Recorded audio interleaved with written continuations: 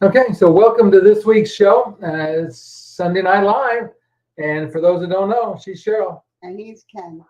And today we're going to talk about all things Cruise 360.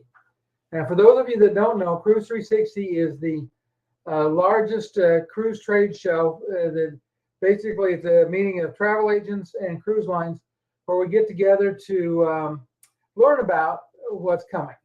This year there was a sold out house. I want to say they said about 1,700 travel agents were there. Hi, Rhonda. How are you today? I think it was 1,200 compared to about 800 last year, so it was pretty good. But then when you add up all the vendors that are there, it could be 1,700 total maybe. But anyway, so we learned quite a bit there, and we're going to talk about some of that. To start with, as Rhonda did, please let us know where you're watching from. In the comments, also, we're going to ask for some question at the last. So everybody wants to hang around because we're going to have some fun talking about an interesting subject.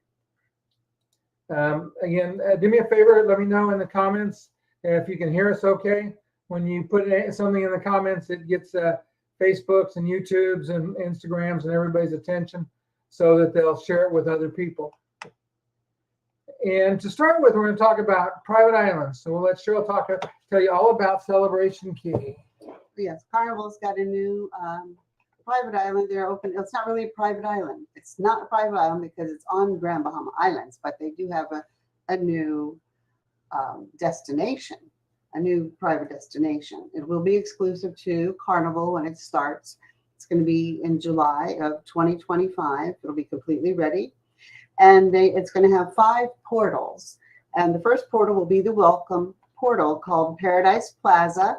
It has a sun castle, not a sand castle, but a sun castle, which is going to be the highest point and the focal point of the destination. It's going to have 2 slides that wind down this tall building and land down in the family area. They said it's going to be the great selfie spot.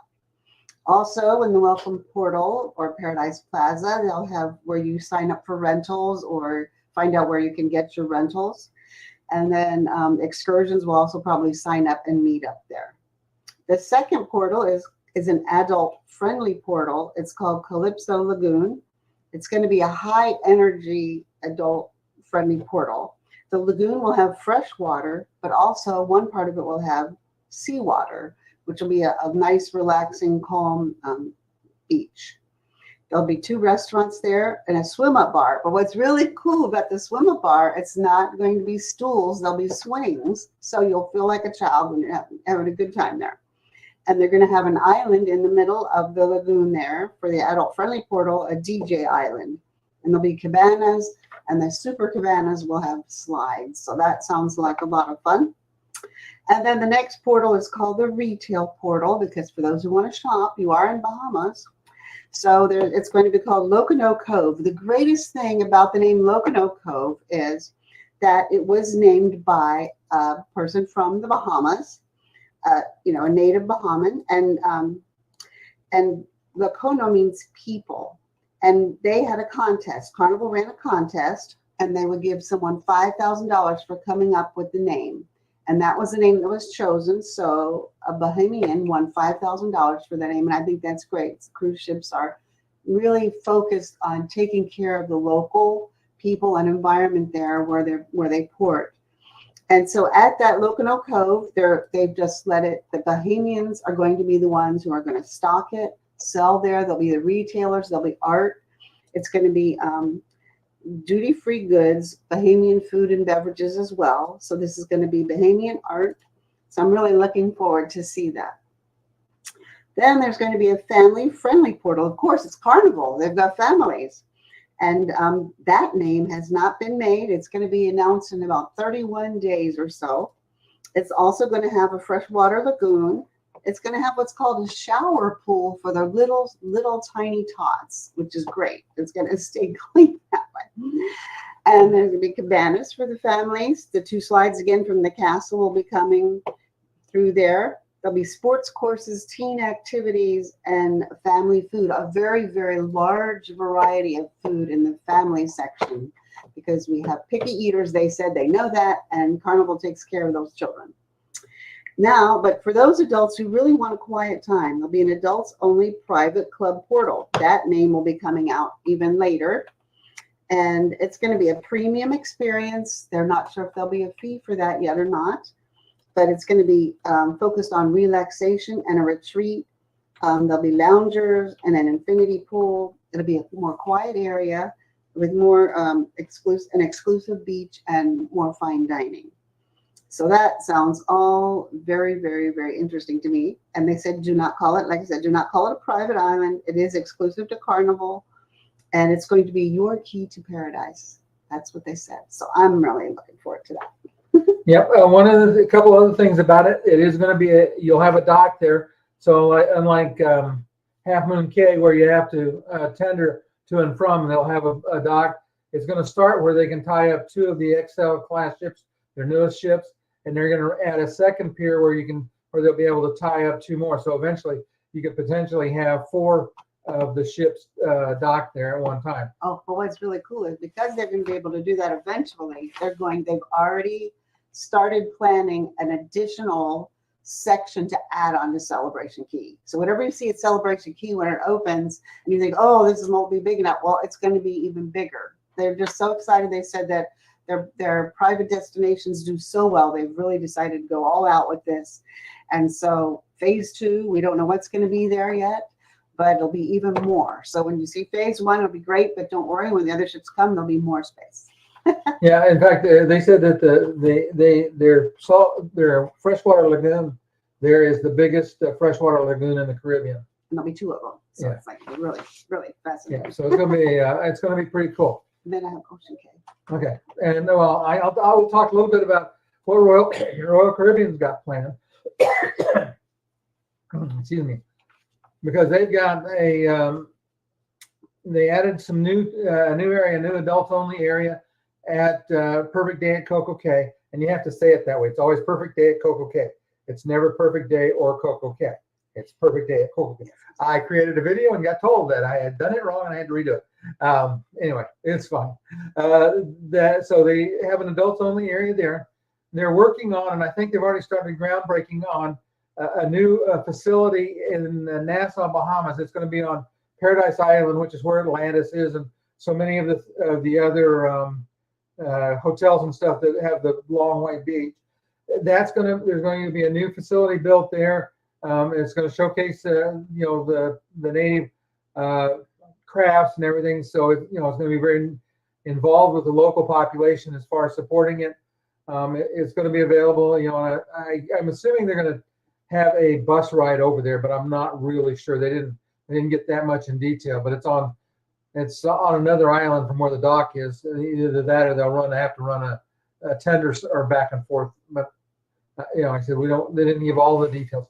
But that's pretty cool. The other thing they're doing, which is kind of nice, is they just signed an agreement in Cozumel to open their own private beach area, private beach club in Cozumel.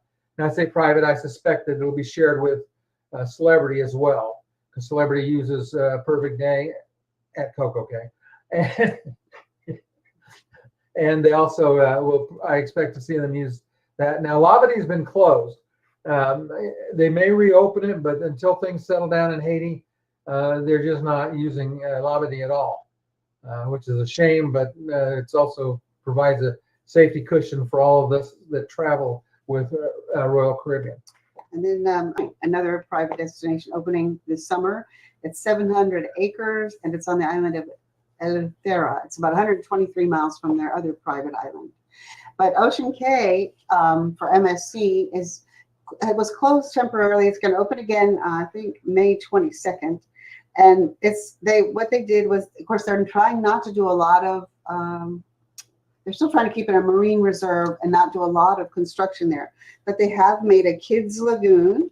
They're adding more bars, more bathrooms, more lunch lines, more restaurants. And some of that will take place through the next year. So but they said, don't worry that not all the ships stay all day. So they don't plan on doing a lot of noisy construction or anything while the ships are there.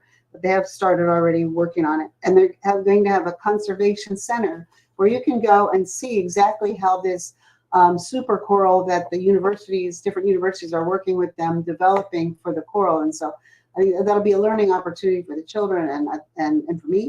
And I'm looking forward to seeing that and to seeing all those changes. I've never felt that Ocean Cay was crowded in any way when we were there. So these new additions will keep it still good. And they do have for their yacht club, they have their own little separate almost like it's almost a separate island, but it's not. It's got its own little bridge where they can go over to their part.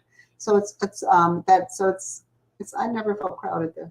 No, I think the island's well suited, even with when their big ships are there. I don't think there's really ever any real pressure on the island. And the way they're set up right now is they don't have space to dock a second one, which means that it'll pretty much always be a single cruise ship at a time venue. For Norwegian, they announced that they're building a pier to Great Stirrup Cay. And for any of you that have been like Cheryl and I have to Great Stirrup Cay several times, used to be they didn't have a tender that was accessible. They fixed that. But still about half the time when you try to go there, maybe more than half the time for us. So I know there was a long stretch every time we went, we couldn't get ashore because the wind was so bad. And the waves would break over the breakwater and there's just no way to safely tender. Well, they're going to have a dock come in. And they're going to start out with a single dock that will hold 2 of their new Prima class ships. So you'll be able to get to and from the island much easier, much better for those that travel with mobility issues, need to use a scooter or wheelchair, those kinds of things. So that was I thought a huge step up in the way of private islands as well.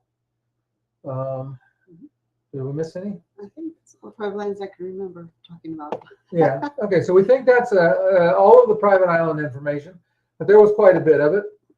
Banners. Okay. Oh, I'm getting told I need to change banners.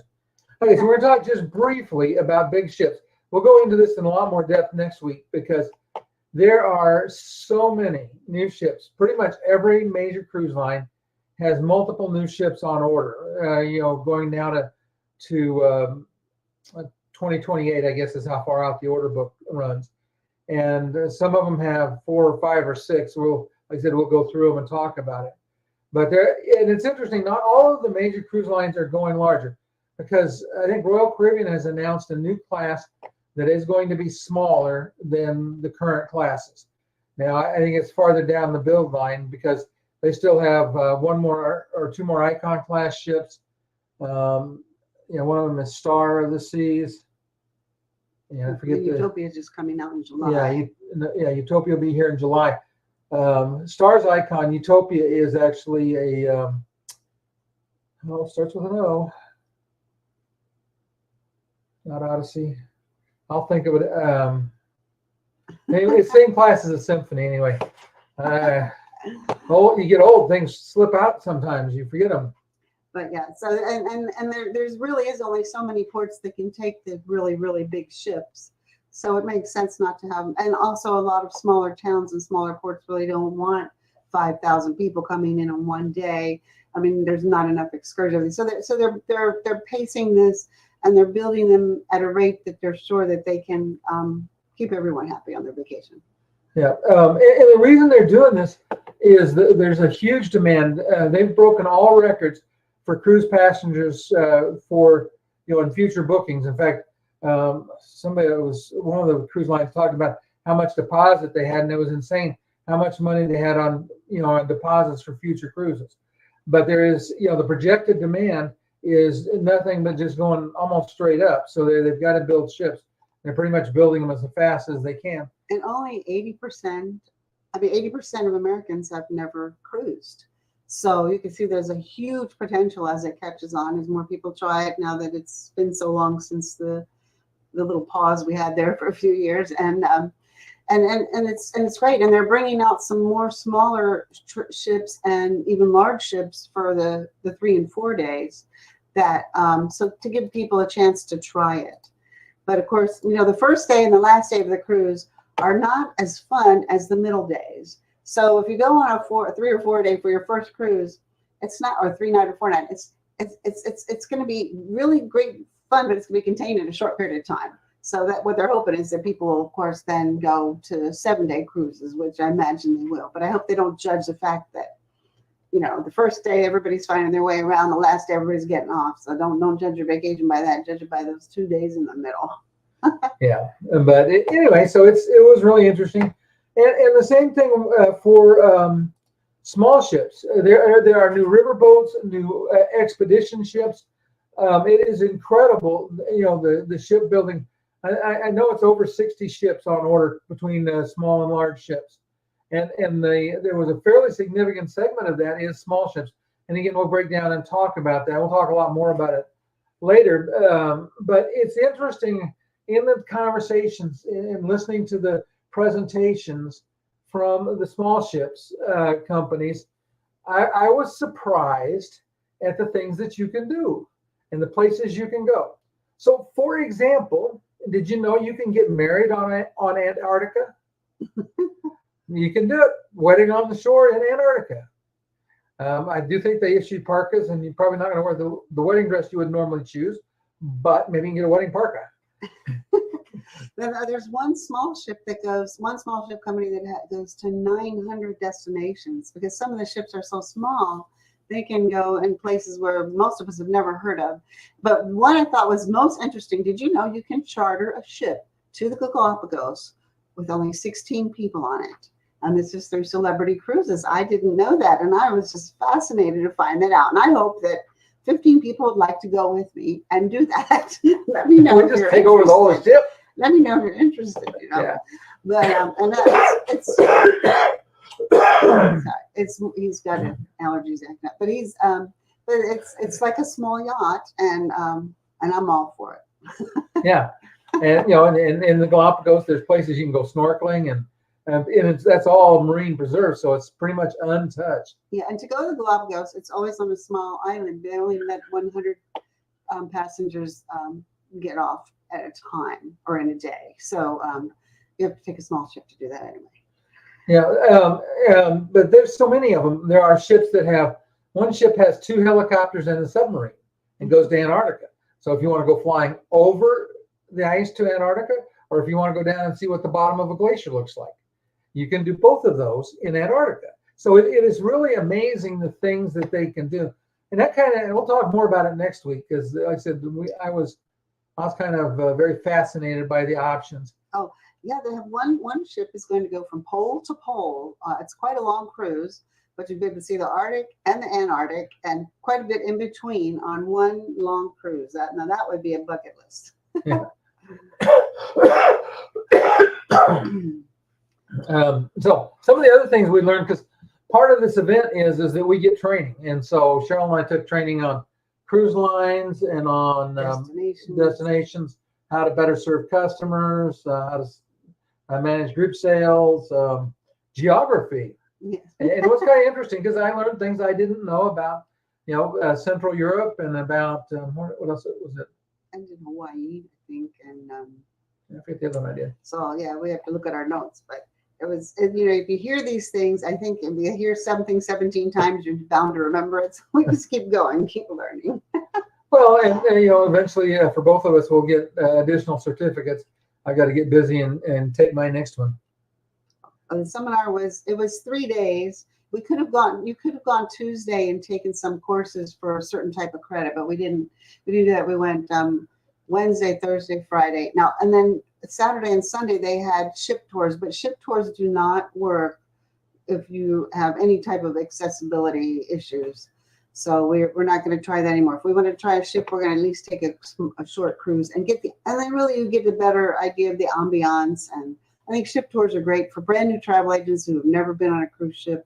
You get a quick feel of it, but you don't really get the details. You don't really, we prefer to just get the whole experience, and then you can really understand who's going to enjoy it. Well, and last year when we were trying to film, and during a ship tour, every cabin's got 45 travel agents in it, and so it's pretty hard for Cheryl to run, take the scooter in and film in there without running over at least 10 or 11 of them. Yeah. And then it's happening when they're bringing the luggage up, and it just doesn't work. Yes, not for us anyway. Yeah. We decided that was we rode a bus from Fort Lauderdale down to Miami and back, and we realized that was a day we'll never get back. So we didn't go this year. And then Thursday night they have the gala dinner at the Cruise 360, and the travel agency that we're a part of, Travel Planners International, won Travel Agency of the Year. So that was a very nice honor for our company. Yeah, it was pretty interesting. But let's talk about bucket list. That was my thing that I wanted to talk about. And I just encourage you. We'll start with this. Do me a favor. If you have a bucket list or wish list destination, do me a favor. Put it in the comments because we're gonna play with some of this and see. Because one of the things that when we talk to some of these small ship companies, almost all of them, the ship itself is accessible, and then the getting ashore, the accessibility of that depends on your ability and what kind of assistance you're willing to take. Because I mean, they literally can take quadriplegics as long as that person's willing to be carried to the Zodiac and then lifted up. And they said that they told Cheryl that they thought she'd be able to get in the Zodiac. She can get in the Zodiac. She can at least get out and walk around on Antarctica. I don't know if I can walk. Well, there are I places might that are. step on it and step back on the Zodiac. Well, no, there's some that they're not all. It's not all ice. There are beaches, but I mean, it was pretty interesting because they had videos of penguins walking by. And I thought that was so. Yes, yeah. Oh, in fact, did you know you can camp in the Arctic or the Antarctic? I forget which one it was, but you can actually camp out. They have videos. They showed us videos of people, uncovering themselves from the snow, getting out from the snow on top with their, zipped up in their, I guess, I'm assuming waterproof sleeping bags. Yeah. If you're really into that. Yeah. So it's just there's so many. Oh, Tahiti. Oh, yeah. Cheryl likes Tahiti, and we already know how to do Tahiti because you can get to Tahiti round trip out of San Diego. You got to go out and around Hawaii for a few days, and then you head over to Tahiti. Come back. I don't remember you stop in Hawaii on the way back or not, but you get back to San Diego. So I think it's a 31 or between 30 and 35 day cruise on Holland America Line, and I'm telling you, if it gets on a really good special, that's my bucket list because I found out I love sea days, love sea days, hate airplanes because it's not comfortable, and that would be just the way to go. And after being on Windstar, and they talk about Tahiti so much, if I could fly and take a Windstar, I would probably do that. But I'm thinking Holland America is the best because I just love sea days. Well, and it was interesting too because one of the things we went to some of the cruise presentations at Holland America, and looked at itineraries, and they offer some incredible itineraries. They're one of the companies that offers pole to pole. So you can get on one of their ships and start, and depending on season, head south or head north. But you can basically circumnavigate the globe the unusual way, going north to south rather than east to west. And again, you think about what kind of trip that is and what you get to see. Again, just touching on it, there is a small cruise that goes down the Zambezi River, and you can do a safari off of it. Oh yes. So I mean that's the thing is we were just absolutely amazed. Now, and there's more coming to the Amazon River. There'll be more cruises on the Amazon River and in Portugal, the Douro River. The Douro, yeah. The Douro River, I believe, only had one ship on it, and there'll be 3 on there in the next year or so. So that's becoming quite a bucket list, the Douro, for a lot of people. So that's if you want to do what's trending, then I think you should. Maybe we'll talk about that next week. We can talk about the challenges. If you're the only ship in there, you're probably not in too bad a shape. If you can navigate some steps, you're probably not too bad. If you're 100% wheelchair user, then it becomes much more difficult. On river cruises. Yeah, and I don't remember which company it is, but the thing is, if the Douro only has very few ships there, then the time to go is before there's 20 ships on the Douro, and you have to climb over ship after ship to get off. If there's only one ship at that port at a day, that would be ideal. Yeah, it was impressive. Again, we saw some of the ships and some of the new builds that are coming. So that entire area in Europe is going to be. There's a lot of things to see and do. Talking about bucket list, I actually have a whole list. I have almost 100 things for bucket list activities. But there is I think the yurt is in Norway, but anyways, somewhere in Norway and one in Finland, places that you can sleep overnight in indoors, but they have glass panels, for the roof so that you can watch the northern lights. So you imagine that being laying out there in a nice warm snuggly spot and laying on a back, nice pillow, and the northern lights are just going crazy over the top of you. You know, there are a lot of places I want to go. My list is pretty long, I'm here to tell you. But It's trying to think of a few fleetingly. I thought of them for a second, they're gone. But yeah, there was so many destinations that sound interesting. And then there's bucket list things like watching the 4th of July fireworks in Boston. Although I do know a man that I met, another travel agent who's been on 41 cruises. And the time we went to Boston, it rained the whole time, and there you couldn't see anything. It was too cloudy and foggy. But normally, it's a really good thing to see. And then there's, of course, there's the winter time in Europe, and they're coming out with more winter cruises. So it's anyway, this is a lot coming out.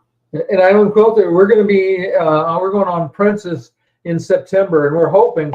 I'm working on getting this lined up right now, but we're hoping that coming back, we're going to stay for a few days and do some filming in Fairbanks and Talkeetna, spend some time in Anchorage and film, and then maybe catch the last southbound cruise out of Seward heading south. And we're going to try to get at some places we've not had any time to stay and film. And Holland America has been going to Alaska for many, many years. So I'm sure you're going to have a wonderful time. I love Holland America. And then Bermuda is where we honeymooned. It's like 45 years ago, I think it was. Yeah, we're pretty sure they're still telling stories about us when we were there, because we do some things. But anyway, it was, and the best way to see Bermuda now, they said, like, well, when we went there, we did a land thing. But if you're going to take a cruise to Bermuda, you want an overnight, as many overnights as you can, because now the traffic is such anymore, even though it's a small island, that it can be hard to get back to the ship in time. So if you really want to do something that's going to take a long day, you need to have an overnight so you can get back to the ship late, and then the next day do something closer to the ship. Or if you have 2 overnights, then you can do 2 longer tours. And it's a beautiful area. We love Bermuda. We went back one time after about 20 years. We went back, and Ken got sick. We didn't go very far. Yeah. So we still want to do it again ourselves. And MSC has, if you're looking for rates, MSC has the Meraviglia, which is a very nice ship with a chocolatier and a chocolate. They make chocolate there on the ship. That goes from New York, Bermuda, and I believe it has 1 or 2 overnights. And it's, but there's other ships, of course. There's lots that go to Bermuda, but that came to mind right away. Yeah, the Meraviglia, the accessibility is not great, especially for a balcony and stuff. At least our room was actually, she could get on the balcony. It was just, I always stubbed my toe trying to get past the ramp that went right up at the foot of the bed. Yeah.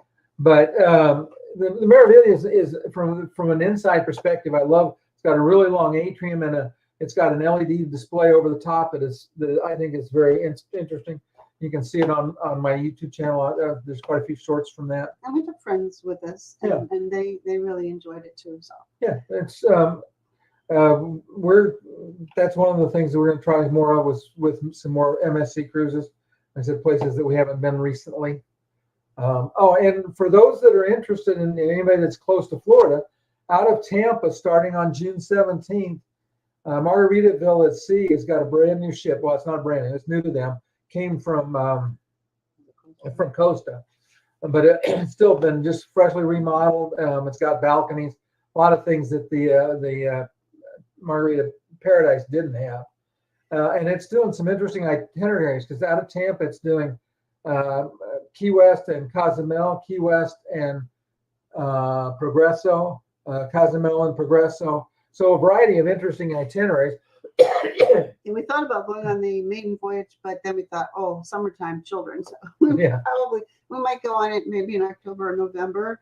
It's also very affordable. It's a budget priced cruise line, and we can't wait to see it. But I think we'll wait till we usually like to stay at home in the summer and then travel more. So avoid children. Not that we don't want. Not that we love children. We love children. It's not a vacation. We just don't want them all around us nonstop. And we're trying to get videos, and so we don't want them on the videos. Yeah. Parents might not like it. So anyway, we will cut it short here tonight. I guess not really short, but we did a half an hour.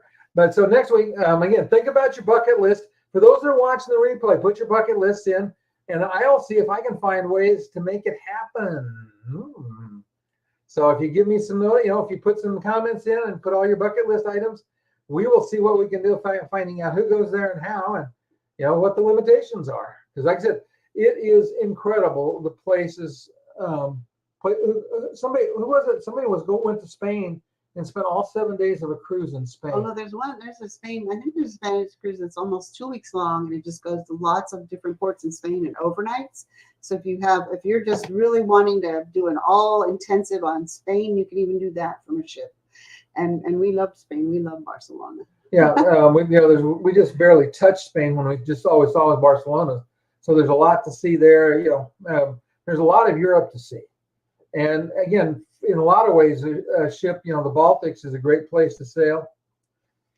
Anyway, we will let everybody go. It's nice seeing everybody. Thanks for joining us. We'll see you later, Rhonda. Thanks for being here. And we hope everybody has a really nice week. We'll see everybody same time, same channel next week. Bye.